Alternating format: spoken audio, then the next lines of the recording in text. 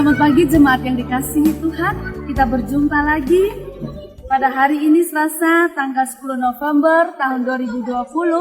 Kita akan berdoa sebelum kita membaca dan kita merenungkan firman Tuhan. Mari kita berdoa. Tuhan, terima kasih pagi hari ini, siang hari ini, sore hari ini, dan malam hari ini kami anak-anak-Mu senantiasa dapat datang kepada Tuhan dengan bebas karena Tuhan memberikan kesempatan itu kepada kami.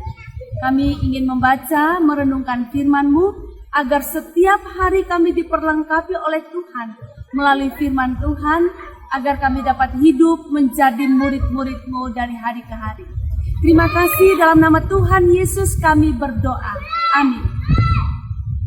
Bapak Ibu, saya mengajak kita membaca dari kitab Yoel pasal 1 ayatnya yang ke-14. Berbunyi demikian.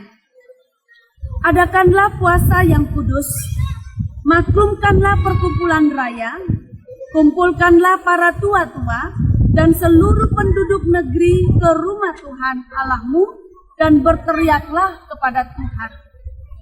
Bapak Ibu, saya memenggal cerita dari Yoel ini. Sebetulnya kita harus baca dari ayat 1 sampai 14. Saya berharap Bapak Ibu rajin membaca di rumah. Nah, untuk bacaan ini saya beri tema semakin mendekat kepada Tuhan. Nah, Bapak Ibu, saya mengajak kembali kita untuk melihat pengalaman hidup kita setiap hari.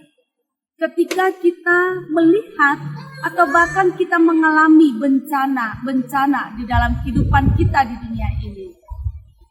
Apa yang Bapak Ibu biasanya lakukan? Apakah Bapak Ibu menjadi marah atau kecewa atau menyalahkan Tuhan atau menyalahkan siapa? Sesama. Nah, saya juga memeriksa diri saya. Bapak Ibu, kalau kita marah, kita kecewa dan menyalahkan Tuhan atau menyalahkan sesama, itu bisa dicurigai berarti kita merasa diri benar karena kita lebih mencari hal-hal di luar diri kita. Nah, Bapak Ibu, atau apa yang kita lakukan?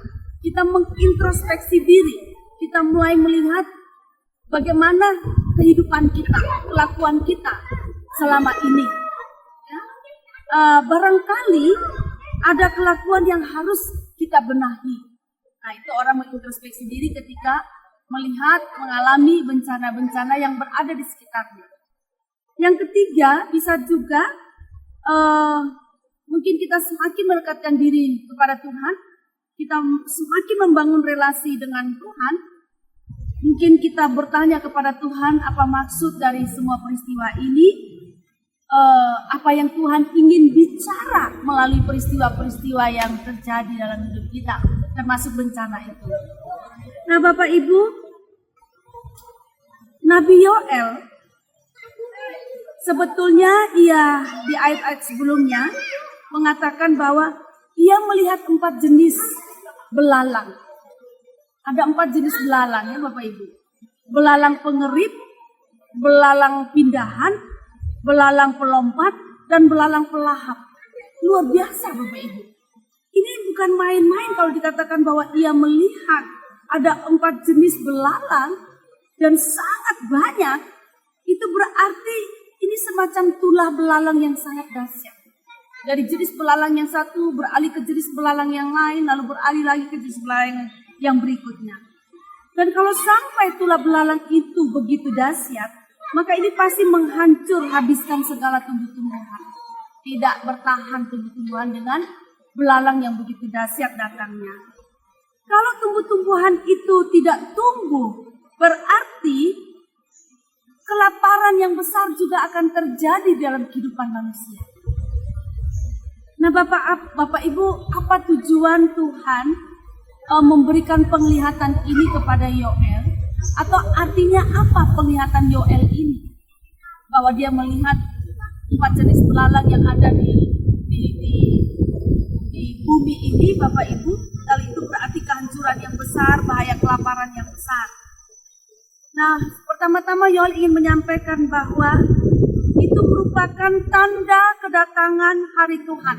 atau yang kita sering mendengar dengan sebutan bahasa aslinya Yom Yahweh, hari Tuhan yang sudah mau datang atau kedatangan hari Tuhan.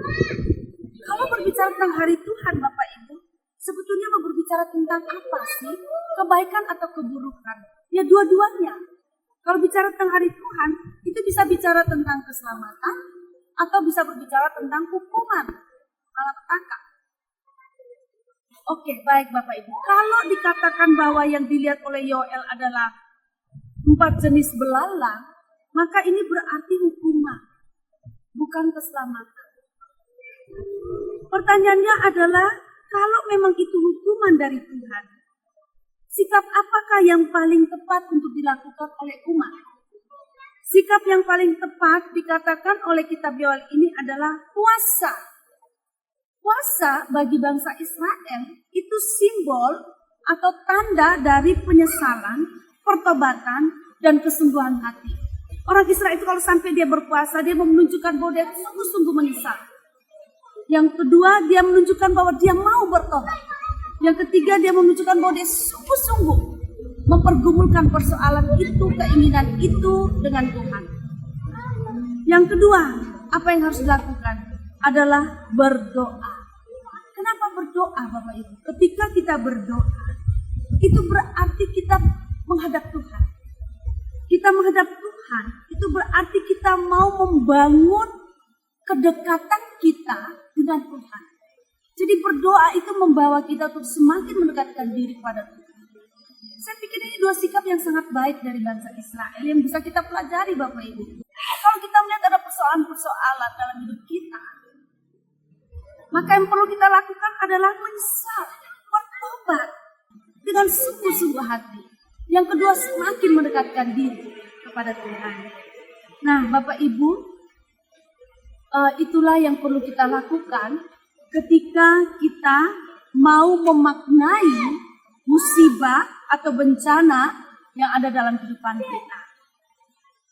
Nah, tadi kitab Yoel mengatakan bahwa mereka berpuasa dan lalu kemudian dikatakan supaya mereka melakukan pertemuan raya. Bapak Ibu tahu pertemuan raya? Pertemuan raya itu adalah beribadah. Melakukan kebaktian seperti kita itu Bapak Ibu. Jadi jangan meninggalkan kebaktian-kebaktian kita.